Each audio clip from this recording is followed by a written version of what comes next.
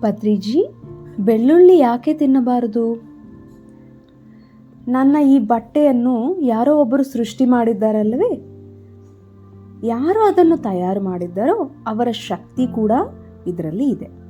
ಸೃಷ್ಟಿಕರ್ತನ ಶಕ್ತಿ, energy ಸೃಷ್ಟಿಯಲ್ಲಿ ಇರುತ್ತದೆ. ಅದು ಮುಖ್ಯವಾದ ವಿಷಯ. ಈ ಆಲೂಗಡ್ಡೆ, ಟೊಮ್ಯಾಟೊ ಯಾರೋ ತಯಾರು ಮಾಡಿದ್ದಾರೆ ಅಲ್ವೇ? ಯಾರು ತಯಾರು ಮಾಡದೆ ಬರುತ್ತದೆ ಅದು? ಇಲ್ವಲ್ಲ. ಯಾರೋ ಒಬ್ಬರು ತಯಾರು ಮಾಡಿದರೆ ತಾನೇ ಅದು ಬರುತ್ತದೆ. ಆ ತಯಾರು ಮಾಡುವವರನ್ನೇ ಸೃಷ್ಟಿಕರ್ತರು ಎನ್ನುತ್ತೇವೆ. ಆಲೂಗಡ್ಡೆಯನ್ನು ಒಬ್ಬ ಸೃಷ್ಟಿಕರ್ತ ತಯಾರು ಮಾಡಿದ್ದಾನೆ. ಟೊಮ್ಯಾಟೊಯನ್ನು ಒಬ್ಬ ಸೃಷ್ಟಿಕರ್ತ ತಯಾರು ಮಾಡಿದ್ದಾರೆ. ಗುಲಾಬ್ ಜಾಮೂನ್ ಯಾರೋ ಒಬ್ಬರು ಸೃಷ್ಟಿಕರ್ತ ತಯಾರು ಮಾಡಿದ್ದಾರೆ. ಅಂದರೆ ತಯಾರು ಮಾಡಿರುವವರ, ಅಡಿಗೆ ಮಾಡಿದವರ ಎನರ್ಜಿ ಅದರಲ್ಲಿ ಇರುತ್ತದೆ.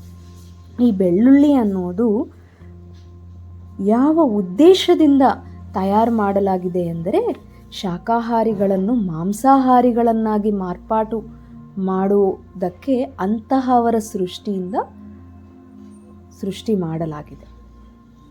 ಯಾರು ಬೆಳ್ಳುಳ್ಳಿಯನ್ನು ತಿನ್ನುತ್ತಾರೋ ಅವರು ಬೇಗ ಮಾಂಸಾಹಾರದ ಕಡೆಗೆ ಹೋಗುತ್ತಾರೆ.